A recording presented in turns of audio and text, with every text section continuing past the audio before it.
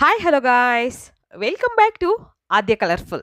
ನಾನು ಸುಮಾ. ಫ್ರೆಂಡ್ಸ್, ಇವತ್ತಿನ ವಿಡಿಯೋದಲ್ಲಿ ಒಂದು ಈವ್ನಿಂಗ್ ಸ್ನ್ಯಾಕ್ಸ್ ರೆಸಿಪಿನ ನಿಮ್ಮ ಜೊತೆ ಶೇರ್ ಮಾಡ್ತಾ ಇದ್ದೀನಿ. ಪಾನಿಪುರಿ ಅಂದರೆ ಖಂಡಿತ ಚಿಕ್ಕವರಿಂದ ದೊಡ್ಡವರವರೆಗೂ ಕೂಡ ಎಲ್ಲರಿಗೂ ತುಂಬಾ ಇಷ್ಟ ಆಗಿರೋವಂಥ ಒಂದು ಸ್ನ್ಯಾಕ್ಸ್ ಇದು. ಸೊ ಈ ಒಂದು ಸ್ನ್ಯಾಕ್ಸನ್ನು ಮನೆಯಲ್ಲೇ ಮಾಡ್ಕೋತೀವಿ ನಾವು. ಪಾನಿಪುರಿನ ಅಂದರೆ ಸ್ವಲ್ಪ ಟೈಮ್ ಹಿಡಿಯುತ್ತೆ. ಅದೇ ಪಾನಿಪುರಿ ಕಿಟ್ ಅಂಗಡಿಗಳಲ್ಲಿ ಸಿಗುತ್ತೆ. ಸೊ ಅದನ್ನ ತಂದು ನಾವು ಮನೆಯಲ್ಲಿ ಹೇಗೆ ಮಾಡ್ಕೊಳ್ಬಹುದು ಅಂತ ಇವತ್ತಿನ ವಿಡಿಯೋದಲ್ಲಿ ನಾನು ತಿಳಿಸ್ಕೊಡ್ತಾ ಇದ್ದೀನಿ. ಫ್ರೆಂಡ್ಸ್, ನೀವ್ಯಾರು ಫಸ್ಟ್ ಟೈಮ್ ನನ್ನ ಚಾನಲ್ಗೆ ವಿಸಿಟ್ ಮಾಡಿದರೆ ಪ್ಲೀಸ್ ನನ್ನ ಚಾನಲ್ನ ಸಬ್ಸ್ಕ್ರೈಬ್ ಮಾಡ್ಕೊಳ್ಳಿ, ಹಾಗೆ ಲೈಕ್ ಮಾಡಿ ಮತ್ತೆ ಶೇರ್ ಮಾಡಿ. ಫ್ರೆಂಡ್ಸ್, ನಾನಿಲ್ಲಿ ಒಂದು ಪಾನಿಪುರಿ ಕಿಟ್ ಇರೋಂಥ ಒಂದು ಬಾಕ್ಸನ್ನು ತಗೊಂಡಿದ್ದೀನಿ. ನೋಡ್ಬೋದು ನೀವು. ಇದರಲ್ಲಿ ಹೇಗೆ ಮಾಡ್ಕೊಳ್ಳೋದು ಅನ್ನೋದು ವಿಧಾನ ಕೂಡ ತಿಳಿಸ್ಕೊಟ್ಟಿರ್ತಾರೆ. ಅಕಸ್ಮಾತ್ ಅದು ಗೊತ್ತಾಗಲ್ಲ ಅನ್ನೋದಾದರೆ ಖಂಡಿತ ಇವತ್ತಿನ ವಿಡಿಯೋನ ನೀವು ಪೂರ್ತಿಯಾಗಿ ನೋಡ್ಬೋದು, ಹೇಗೆ ಪಾನಿಪುರಿ ಕಿಟ್ಟನ್ನು ಬಳಸಿ ಮನೆಯಲ್ಲಿ ನಾವು ಮಾಡ್ಕೊಳ್ಬಹುದು ಅನ್ನೋದನ್ನು. ಸೊ ಇದು 50 ರೂಪಾಯಿ ಇರುತ್ತೆ. ಕೆಲವೊಂದು ಕಂಪ್ನಿಗಳ ಮೇಲೆ ಡಿಪೆಂಡ್ ಆಗಿರುತ್ತೆ. ಕೆಲವೊಂದು 30 ರುಪೀಸಿಗೂ ಸಿಗುತ್ತೆ, ಮತ್ತು 40 ರುಪೀಸ್ಗೂ ಸಿಗುತ್ತೆ, ಹಾಗೆ 50 ರುಪೀಸ್ಗೂ ಸಿಗುತ್ತೆ. ಸೊ ಯಾವ್ದು ಬೇಕೋ ನಿಮಗೆ ಅಲ್ಲಿ ಪೂರಿ ಕೆಲವೊಂದು ಬಾಕ್ಸಲ್ಲಿ 30 ರುಪೀಸ್ ಅಂದರೆ ಕಮ್ಮಿ ಪೂರಿ ಇರುತ್ತೆ.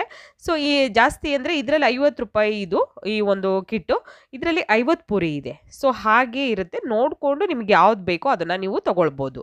ಸೊ ಈಗ ನೋಡಿ, ಒಂದು ಈ ಥರ ಪ್ಯಾಕ್ ಮಾಡಿ ಇಟ್ಟಿರ್ತಾರೆ.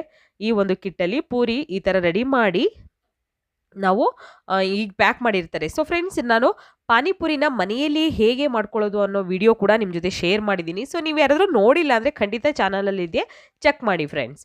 ಓಕೆ, ಈಗ ನೋಡಿ, ಇದರಲ್ಲಿ 3 ನಮಗೆ ಫ್ಲೇವರ್ನ ಕೊಟ್ಟಿರ್ತಾರೆ. ಒಂದು ಪುದೀನ ಚಟ್ನಿ ಮಾಡ್ಕೊಳ್ಳೋದಕ್ಕೆ ಪೌಡರ್, ಅದು ಪೌಡರ್ ಥರ ಮಾಡಿಕೊಟ್ಟಿರ್ತಾರೆ.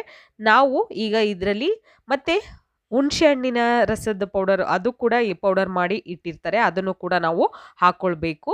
ಮತ್ತು ಸ್ವಲ್ಪ ಸ್ವೀಟು ಮತ್ತು ಸ್ವಲ್ಪ ಖಾರ ಇರೋವಂತಹ ಚಟ್ನಿ ಇರುತ್ತಲ್ಲ, ಸೊ ಅದು ಕೂಡ ಈ ಪ್ಯಾಕಲ್ಲಿ ರೆಡಿ ಮಾಡಿ ಕೊಟ್ಟಿರ್ತಾರೆ ನಮಗೆ. ಸೊ ನೋಡಿ, 3 ಪ್ಯಾಕ್ ಕೊಟ್ಟಿದ್ದಾರೆ.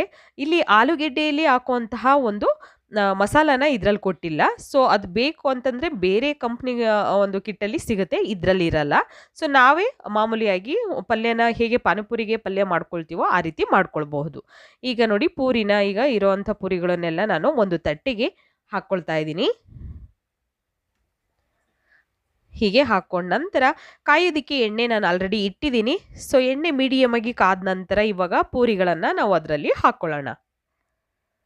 ನೋಡಿ, ಫಸ್ಟಿಗೆ ನೀವು ಎಣ್ಣೆ ಚೆನ್ನಾಗಿ ಕಾಯಿಸಿ ಮೀಡಿಯಮ್ ಆಗಿ ಈಗ ಈ ರೀತಿ ನಾವು ಪೂರಿಗಳನ್ನು ಹಾಕ್ಕೊಂಡ್ರೆ ನೋಡಿ ಎಷ್ಟು ಚೆನ್ನಾಗಿ ಅದು ಉಬ್ಬಿ ಬರುತ್ತೆ. ಯಾವುದೇ ರೀತಿಯಂಥ ಸಮಸ್ಯೆ ಇಲ್ಲ. ಪೂರಿ ರೆಡಿ ಇರುತ್ತೆ.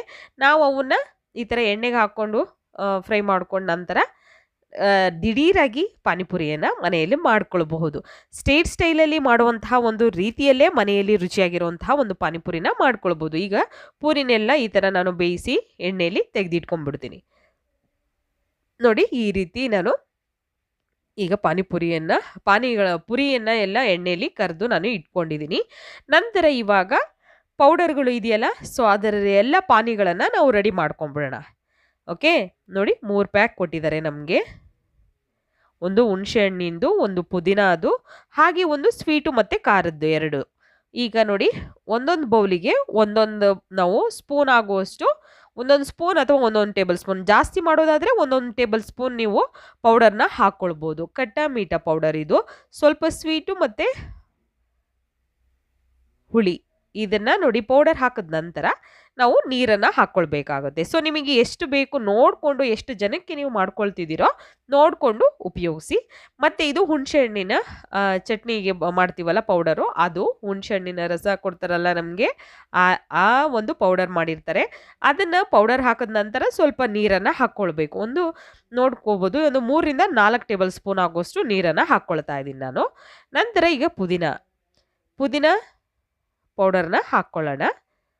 ನಾನು ಸ್ವಲ್ಪನೇ ಮಾಡಿ ನಿಮಗೆ ತೋರಿಸ್ತಾ ಇದ್ದೀನಿ. ನೀವು ಒಂದೇ ಸಲ ಪೂರ್ತಿ ಪೌಡರ್ಗಳನ್ನು ಹಾಕಿ ನೀವು ಜಾಸ್ತಿ ಕೂಡ ಮಾಡ್ಕೊಳ್ಬಹುದು. ಇದಕ್ಕೂ ಸ್ವಲ್ಪ ನೀರನ್ನು ಹಾಕ್ಕೊಂಡು ಈಗ ರೆಡಿ ಮಾಡಿ ಇಟ್ಕೊಳ್ಳೋಣ. ಇಲ್ಲಿ ಆಲೂಗೆಡ್ಡೆ ಪಲ್ಯ ಮಾಡೋದಕ್ಕೆ ಮೊದಲನೇದಾಗಿ ಆಲೂಗೆಡ್ಡೆನೆಲ್ಲ ಬೇಯಿಸ್ಕೊಂಡಿದ್ದೀನಿ. ಈ ಥರ ಕೈಯಿಂದನೇ ನೀವು ಮ್ಯಾಶ್ ಮಾಡ್ಕೊಳ್ಳೋದಾದರೆ ಮ್ಯಾಶ್ ಮಾಡ್ಕೊಳ್ಳಿ. ನೋಡಿ, ಈ ಥರ ಮ್ಯಾಶ್ ಮಾಡಿ ಇಟ್ಕೊಂಡ ನಂತರ ಇದಕ್ಕೆ ನೀವು ಮನೆಯಲ್ಲಿ ಮಸಾಲೆಗಳನ್ನು ಹಾಕ್ಕೊಳ್ಬೇಕು.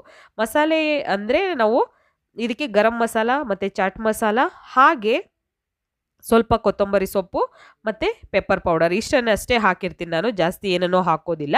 ಹೀಗೆ ಇದನ್ನು ರೆಡಿ ಮಾಡಿ ಇಟ್ಕೊಳ್ಳೋಣ. ಇವಾಗ ನೋಡಿ ಎಲ್ಲ ರೆಡಿಯಾಗಿದೆ. ಸೊ ಇದಕ್ಕೆ ಸ್ವಲ್ಪ ನಾನು ಬೂಂದಿ ಖಾರನ ಹಾಕ್ಕೊಳ್ತೀನಿ. ಓಕೆ, ನೋಡಿ ಕಲರ್ ಕೂಡ ಎಷ್ಟು ಚೆನ್ನಾಗಿ ಬಂದಿದೆ ಅಂತ ನೋಡ್ಬೋದು ನೀವು. ನಾವು ಯಾವುದೇ ರೀತಿಯಾದ ಬೇರೆ ಕಲರ್ಗಳನ್ನು ಯಾವುದನ್ನು ಆ್ಯಡ್ ಮಾಡಿಲ್ಲ. ನೋಡಿ ಹೀಗೆ ಮಿಕ್ಸ್ ಮಾಡಿದ್ರೆ ಸ್ವಲ್ಪ ಅದು ಪೌಡರ್ ಎಲ್ಲ ಚೆನ್ನಾಗಿ ಸ್ವಲ್ಪ ನೀರಲ್ಲಿ ಬೆರೆತ್ರೆ ಕಲರ್ ಅದೇ ತಾನಾಗಿಯೇ ಬಿಟ್ಕೊಳ್ಳುತ್ತೆ. ನೋಡಿ ಇವಾಗ ಇದಕ್ಕೆಲ್ಲ ನಾನು ಸ್ವಲ್ಪ ಬೂಂದಿ ಖಾರಗಳನ್ನು ಹಾಕ್ಕೊಳ್ತೀನಿ. ಸೊ ಇದ್ರೆ ಉಪಯೋಗಿಸಿ ಫ್ರೆಂಡ್ಸ್, ಇಲ್ಲ ಅಂದರೆ ನೀವು ಟೋಟಲ್ ಆಗಿ ಇದನ್ನು ಸ್ಕಿಪ್ ಮಾಡ್ಬೋದು. ಪಾನಿಪುರಿ ಕಿಟ್ ಮನೆಯಲ್ಲಿ ತಂದಾಗ ಹೇಗೆ ಮಾಡ್ಕೊಳ್ಳೋದು ಅಂತ ಇವತ್ತಿನ ವಿಡಿಯೋದಲ್ಲಿ ತಿಳಿಸ್ಕೊಡ್ತಾ ಇದ್ದೀನಿ. ಸೊ ನೋಡಿ ಇವಾಗ ಇವಕ್ಕೂ ಕೂಡ ನಾನು ಪುದೀನ ಮತ್ತು ಕಟ್ಟ ಮೀಟಾಗೂ ಕೂಡ ಸ್ವಲ್ಪ ಖಾರನ ಹಾಕ್ಕೊಳ್ತೀನಿ. ನಮಗೆ ಯಾವಾಗಲಾದರೂ ಪಾನಿಪುರಿ ತಿನ್ನಬೇಕು ಅಂದಾಗ ಖಂಡಿತ ರುಚಿಯಾಗಿರುವಂತಹ ಪಾನಿಪುರಿನ ನಾವು ಮನೆಯಲ್ಲಿಯೇ ಶುಚಿಯಾಗಿ ತಯಾರಿಸಿ ತಿನ್ಬೋದು. ಇವಾಗ ನೋಡಿ ಎಲ್ಲದೂ ಕೂಡ ರೆಡಿಯಾಗಿದೆ. ಸೊ ಈಗ ಡೈರೆಕ್ಟಾಗಿ ನಾವು ಪಾನಿಪುರಿ ಅಥವಾ ಗೋಲ್ಗಪ್ಪನ ಮಾಡ್ಕೋಬೋದು. ಸೊ ಗೋಲ್ಗಪ್ಪ ಮಾಡೋದು ಖಂಡಿತ ಎಲ್ಲರಿಗೂ ಬರುತ್ತೆ, ಮತ್ತು ತಿನ್ನೋದು ಕೂಡ ತುಂಬಾ ಇಷ್ಟಪಡ್ತಾರೆ. ಮಕ್ಕಳಂತೂ ತುಂಬ ಇಷ್ಟಪಡ್ತಾರೆ. ಖಂಡಿತ ಒಂದ್ಸಲ ನೀವು ಈ ಥರ ಕಿಟ್ಟನ್ನು ತಂದಿಟ್ಕೊಂಡು ಮನೆಯಲ್ಲಿ ಮಕ್ಕಳಿಗೆ ಬೇಕು ಅಂದಾಗಲೆಲ್ಲ ನೀವು ಮಾಡಿಕೊಡ್ಬೋದು. ನೋಡಿ ಇವಾಗ ಇದು ಕೂಡ ಹೀಗೆ ಬರೀ ಪಾನಿಯಲ್ಲಿಯೂ ಕೂಡ ರೆಡಿ ಮಾಡಿ ಕೊಡ್ಬೋದು. ಅಥವಾ ಇದಕ್ಕೆ ಸ್ವಲ್ಪ ನೀವು ಆಲೂಗೆಡ್ಡೆ ಪಲ್ಯ ಇರುತ್ತಲ್ಲ, ಆಲೂಗೆಡ್ಡೆ ಪಲ್ಯನೂ ಕೂಡ ಹಾಕ್ಕೊಂಡು ಆಲೂಗೆಡ್ಡೆ ಪಲ್ಯ ಕೂಡ ಹಾಕಿ ನಾವು ಇದನ್ನು ಸರ್ವ್ ಮಾಡ್ಬೋದು. ನೋಡಿ ಈ ರೀತಿ ಆಗಿದೆ ಇವಾಗ. ಸೊ ಇದಕ್ಕೆ ಬೇಕು ಅಂದರೆ ಸ್ವಲ್ಪ ಖಾರ ಮತ್ತು ಈರುಳ್ಳಿ ಕೂಡ ಹಾಕಿದ್ರೆ ತುಂಬ ಚೆನ್ನಾಗಿರುತ್ತೆ. ಸೊ ಈರುಳ್ಳಿ ಹಾಕಿ ಮತ್ತು ಸ್ವಲ್ಪ ಕೊತ್ತಂಬರಿ ಸೊಪ್ಪೆಲ್ಲ ಹಾಕಿದ್ರೆ ಒಂದು ಒಳ್ಳೆ ಟೇಸ್ಟ್ ಕೊಡುತ್ತೆ. ನೋಡಿ ಈ ರೀತಿ ಕೂಡ ಮಾಡ್ಕೋಬೋದು. ನೋಡಿ ರುಚಿಯಾಗಿರೋಂಥದ್ದು ನೋಡಿದ್ರೇ ಖಂಡಿತ ತಿನ್ನಬೇಕು ಅನಿಸುತ್ತೆ. ಸೊ ನೀವು ಕೂಡ ಮನೇಲಿ ಟ್ರೈ ಮಾಡಿ ಫ್ರೆಂಡ್ಸ್, ಹೇಗೆ ಬಂತು ಅಂತ ತಪ್ಪದೆ ಕಾಮೆಂಟ್ ಸೆಕ್ಷನಲ್ಲಿ ತಿಳಿಸಿ. ಈಗ ನಾನು ಇಲ್ಲಿ ಒಂದು ತಟ್ಟೆಯಲ್ಲಿ ಇಟ್ಟಿದ್ದೀನಿ. ಸೊ ಈಗ ನೋಡಿ ಸ್ವಲ್ಪ ಸೂಪನ್ನು ಹಾಕಿದ ನಂತರ ನಾನು ಮತ್ತೆ ಆಲೂಗೆಡ್ಡೆ ಪಲ್ಯನ ಹಾಕಿದ ನಂತರ ಮತ್ತೆ 2 ರೀತಿಯ ಪಾನಿಗಳನ್ನು ಹಾಕಿ ಇವಾಗ ಇದಕ್ಕೆ ಈರುಳ್ಳಿ ಮತ್ತು ನೋಡಿ ಈರುಳ್ಳಿ ಸ್ವಲ್ಪ ಹಾಕ್ಕೊಳ್ಳೋಣ.